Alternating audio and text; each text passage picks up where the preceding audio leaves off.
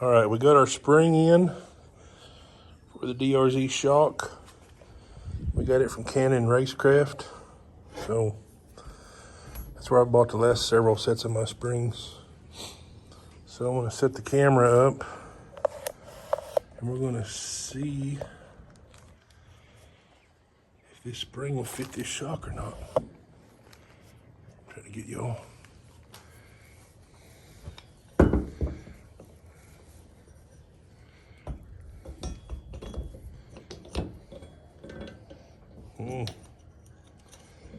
There she goes.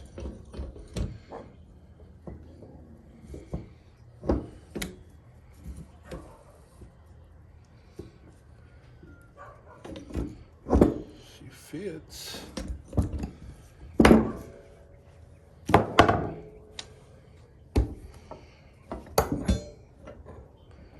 This is a 6.8 spring, if you're wondering. I don't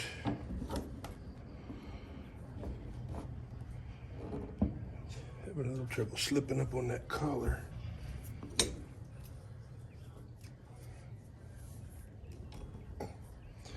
I saw Race Tech sold a different collar for these things, and I bet that's why. Because this is wound with a bigger wire to get the heavier rate. And it won't slide, it should slide up on this right here. And it can't. So, I may can force it on there. And I may try that. So I'm ready to get this thing back together. So, all right. Let's see.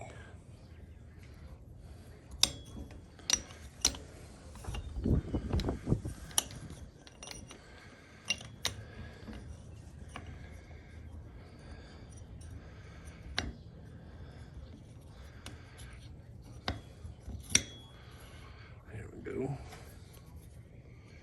I'll put this ring on.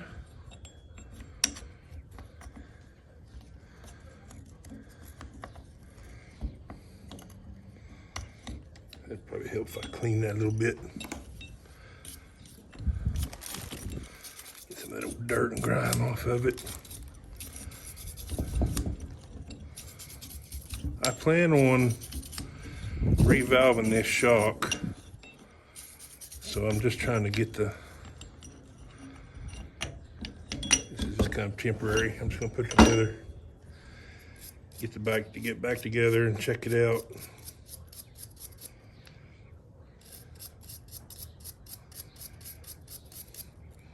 And I don't want to have the back all apart, strung out in my shop.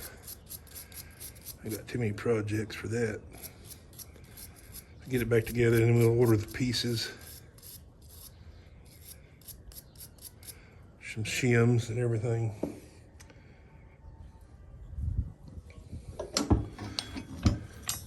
To shim it or change the valve, the shim stack and the valving.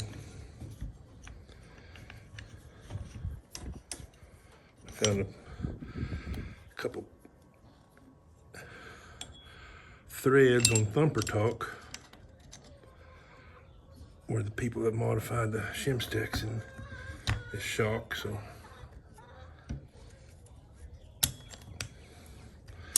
with the heavier springs, probably going to need more rebound dampening. All right.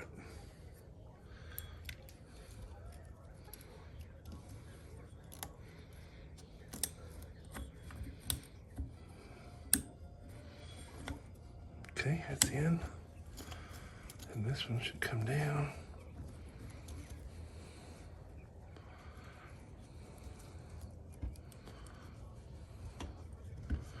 Looks like it might need.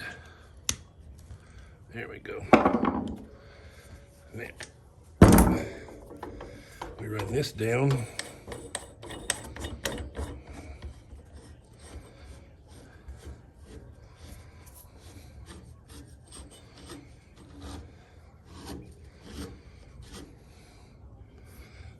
I'm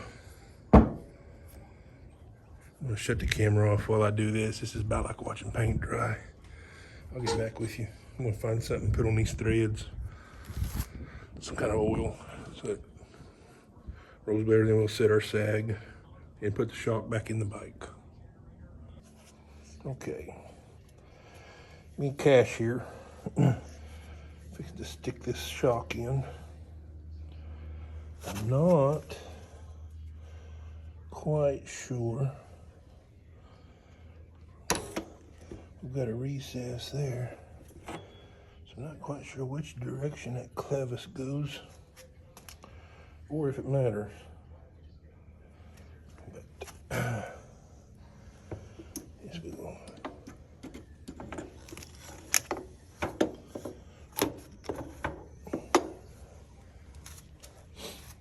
Stick it in there. I think the bolts are on the other side.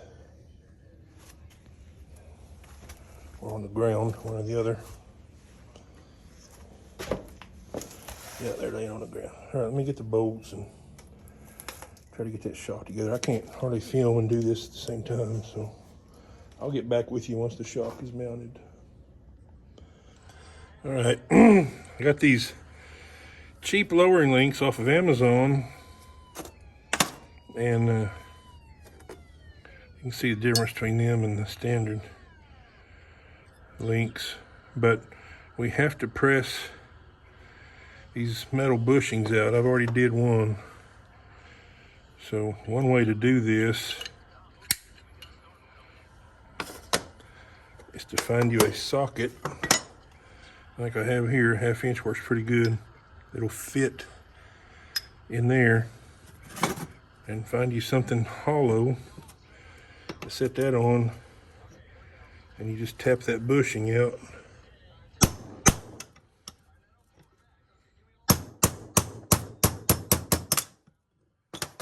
Just like that. We'll get this second one out.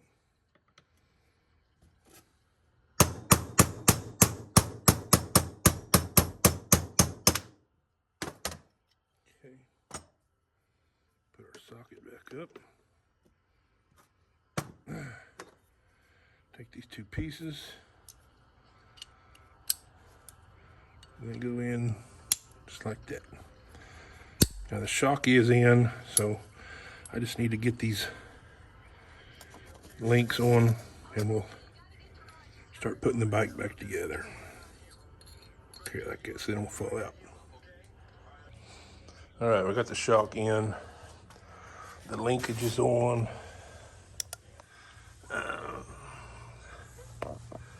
It's hard to see.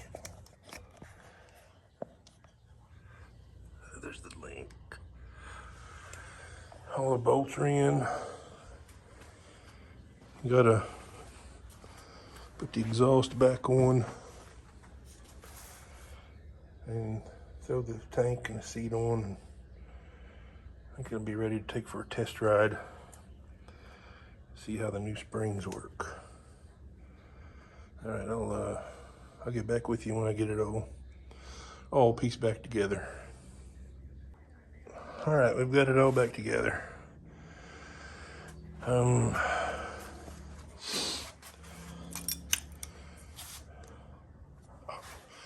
That's another thing I'm going to do is bypass this stupid clutch switch.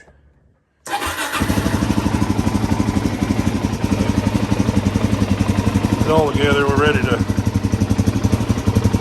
I don't know if I'll ride it tonight or not. I got to move this Mustang, open the gates, privacy fence stuff. So we may wait till tomorrow to ride it. But it's back together, ready to be ridden. So there's still a few things I'm gonna do to it. Clutch switch is one of them. Still gotta take the carb off, replace the needle seat on it. I'm debating whether or not to put an exhaust on it. I kind of want it a little bit louder, but I don't want it obnoxiously loud. And I really don't want to spend a ton of money either. So that's the dilemma. But see, there's a couple of other things I was going to do, I can't remember right offhand. Oh, I was going to add the tusk dash. It gives you a power port and you can mount some switches. I'm going to put heated grips on it and probably a heated seat. So I need to make a Rocky Mountain order. Oh, the wheel bearings. I'm going to put new wheel bearings in it. The linkage bearings, shock bearings, everything was really good, which I'm shocked as old as this bike is. But it only has 8,800 miles on it. So I guess you'd consider that a relatively low mile bike. But probably half of those are in the woods. All right, well, as I get parts in and upgrade this thing, oh, I got a new fender for it too, new front fender.